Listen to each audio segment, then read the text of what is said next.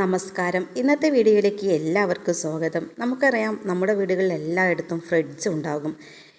മാറി വരുന്ന നമ്മുടെ ജീവിത ഒപ്പം നിൽക്കുന്നതിന് വേണ്ടിയിട്ട് നമ്മുടെ വീടുകളിൽ ഫ്രിഡ്ജ് നമുക്ക് അത്യന്താപേക്ഷിതമാണ്. ഭക്ഷണം മിച്ചം വെച്ച് കഴിഞ്ഞാൽ സൂക്ഷിക്കാൻ ഫ്രിഡ്ജ് കൂടിയേ പറ്റൂ. എന്നാൽ ഫ്രിഡ്ജിൽ വെച്ച വേവിച്ചതും വേവിക്കാത്തതുമായ ഭക്ഷണങ്ങൾ ഉപയോഗിക്കുമ്പോൾ പലതും ശ്രദ്ധിക്കുകയും വേണം. അങ്ങനെ ശ്രദ്ധിക്കേണ്ട കുറച്ച് കാര്യങ്ങളെക്കുറിച്ചാണ് നമ്മളിന്ന് സംസാരിക്കാൻ പോകുന്നത്. നമുക്കറിയാം, പഴകിയ ഭക്ഷണ പദാർത്ഥങ്ങളും അതുപോലെ തന്നെ ഷവർമ, മയോണൈസ് തുടങ്ങിയ ഭക്ഷണ പദാർത്ഥങ്ങളൊക്കെ കഴിച്ച് ഒരുപാട് ആളുകളാണ് മരണപ്പെട്ടുകൊണ്ടിരിക്കുന്നത്. ഈ അടുത്തായിട്ട് ഒരു 14 വയസ്സുള്ള പെൺകുട്ടിയും മരണപ്പെട്ടിരുന്നു. അത് പഴകിയതുമായിട്ടുള്ള ഭക്ഷണം കഴിച്ചതും അതുപോലെ തന്നെ പഴകിയ മയോണൈസ് കഴിച്ചതും കൊണ്ടുമായിരുന്നു എന്നാണ് ലേറ്റസ്റ്റ് ആയിട്ടുള്ള വിവരങ്ങൾ. ഫ്രിഡ്ജിൽ വെച്ച ആഹാര സാധനങ്ങൾ ഉപയോഗിക്കുമ്പോൾ തിളയ്ക്കുന്നത് വരെ ചൂടാക്കാനും അതുപോലെ തന്നെ പലതവണ ചൂടാക്കി കഴിക്കുന്നത് ഒഴിവാക്കാൻ വേണ്ടി ശ്രമിക്കണം. കാരണം പ്രീഹീറ്റ് ചെയ്യുന്ന ഭക്ഷണ പദാർത്ഥങ്ങളിൽ കാർസിനോജിക് കണ്ടൻറ്റുകൾ ഉണ്ടാവാൻ സാധ്യതയുണ്ടെന്നും അവ നമുക്ക് പലതരത്തിലുള്ള ക്യാൻസറുകൾ കാരണമാവുന്നുണ്ടെന്നും പഠനങ്ങൾ പറയുന്നുണ്ട്. അതുപോലെ പാകം ചെയ്ത ഭക്ഷണം ഫ്രിഡ്ജിൽ വെച്ച ശേഷം വീണ്ടും ചൂടാക്കി ഫ്രിഡ്ജിൽ വയ്ക്കരുത്.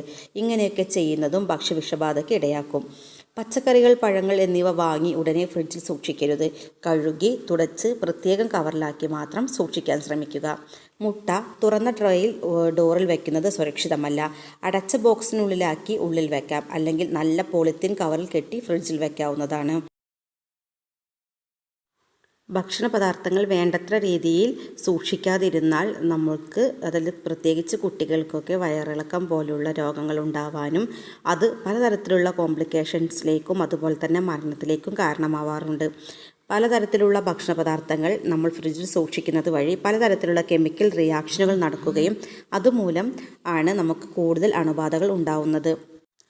പാകം ചെയ്തതും പാകം ചെയ്യാത്തതുമായ ഭക്ഷണം പ്രത്യേകം സീൽ ചെയ്ത് വെവ്വേറെ വെക്കാൻ വേണ്ടി ശ്രമിക്കുക. അതുപോലെ തന്നെ ബാക്കി വന്ന ആഹാരം ഫ്രിഡ്ജിൽ നിന്ന് എടുത്ത ശേഷം തിളപ്പിച്ച് മാത്രം ഉപയോഗിക്കുക. ചൂടുള്ള ഭക്ഷണങ്ങൾ തണുപ്പിച്ചതിന് ശേഷം മാത്രം ഫ്രിഡ്ജിൽ വെക്കാനും ശ്രമിക്കുക. മത്സ്യം, മാംസ്യം സൂക്ഷിക്കുമ്പോൾ പ്രത്യേകം ശ്രദ്ധിക്കേണ്ട കുറച്ച് കാര്യങ്ങളെക്കുറിച്ച് നമുക്ക് കേൾക്കാം. പാകം ചെയ്യാത്ത മാംസ്യം, മത്സ്യം, കക്ക എന്നിവ ഓരോ പ്രാവശ്യത്തെ ആവശ്യത്തിനുള്ളത് ബാച്ചുകളാക്കി തിരിച്ച് സീൽ ചെയ്ത് കവറിൽ വയ്ക്കുക. ഒരാഴ്ചത്തേക്കുള്ള മത്സ്യം, മാംസ്യം എന്നിവ ഫ്രീസറിൽ വെവ്വേറെ വെക്കണം. ഇവയിൽ നിന്ന് ഊറി വരുന്ന ദ്രാവകം മറ്റു ഭക്ഷ്യവസ്തുക്കളിലേക്ക് പടരുന്നത് തടയണം. ഓരോ പ്രാവശ്യത്തെ ആവശ്യത്തിനുള്ളതും പ്രത്യേകം സൂക്ഷിക്കാൻ വേണ്ടി ശ്രമിക്കുക. ഒരു ദിവസത്തിൽ കൂടുതൽ സമയം മീൻ ഫ്രിഡ്ജിൽ സൂക്ഷിക്കണമെന്നുണ്ടെങ്കിൽ മീനുകൾ ഒരു നുള്ളു മഞ്ഞൾപ്പൊടിയും ഉപ്പും ചേർത്ത് പുരട്ടി വയ്ക്കുക. മീൻ വാങ്ങിക്കൊണ്ടുവന്ന ഉടനെ ഒരു മൺചട്ടിയിലിട്ട് വെള്ളം ഒഴിച്ച് കല്ലുപ്പിട്ട് വയ്ക്കുക. മീൻ വൃത്തിയായി കഴിഞ്ഞാൽ ഉപ്പും മുളകും പുരട്ടി വെക്കുക. ഫ്രിഡ്ജിൽ വെട്ടിയ മീൻ വലിയ പ്ലാസ്റ്റിക് പാത്രത്തിൽ സൂക്ഷിക്കുന്നതാണ് ഉചിതം. ഈ പാത്രം ഫ്രീസറിൽ പോളിത്തീൻ ബാഗിൽ പൊതിഞ്ഞ് സൂക്ഷിക്കാം. അടുത്ത ദിവസം ഉപയോഗിക്കുന്നതിനായി മീൻ തയ്യാറാക്കി വെക്കുമ്പോൾ അതിൽ ഉപ്പും മഞ്ഞളും നാരങ്ങനീരും പുരട്ടി പിടിപ്പിച്ച് ഫ്രിഡ്ജിൽ സൂക്ഷിച്ചാൽ മീനിൻ്റെ പുതുമ നഷ്ടപ്പെടില്ല. ഒരാഴ്ചയ്ക്ക് കൂടുതൽ പഴക്കമുള്ള സാധനങ്ങൾ ഒഴിവാക്കുക. എക്സ്പയറി ഡേറ്റ് കഴിഞ്ഞവ ഒരു കാരണവശാലും ഫ്രിഡ്ജിൽ സൂക്ഷിക്കരുത്. ഓർക്കുക, നമ്മളുടെ കയ്യിലാണ് നമ്മളുടെ ആരോഗ്യം. നമ്മൾ എത്തരത്തിലാണോ ഭക്ഷ്യപദാർത്ഥങ്ങൾ കൈകാര്യം ചെയ്യുന്നത് അതിനനുസരിച്ചായിരിക്കും നമ്മളുടെ വീടുകളിൽ രോഗങ്ങളുടെ ഉണ്ടാവുന്നത് കുറയുകയും അതുപോലെ തന്നെ മറ്റു പല സീരിയസ് ആയിട്ടുള്ള ക്യാൻസർ പോലുള്ള രോഗങ്ങൾ തടയാനും സഹായിക്കുന്നത് നമ്മൾ അടുക്കളയിൽ ഉപയോഗിക്കുന്ന പൊടിക്കൈകളും അതുപോലെ തന്നെ ഗുണമേന്മയുള്ളതുമായ വസ്തുക്കളുടെ ഉപയോഗം മൂലമാണ്.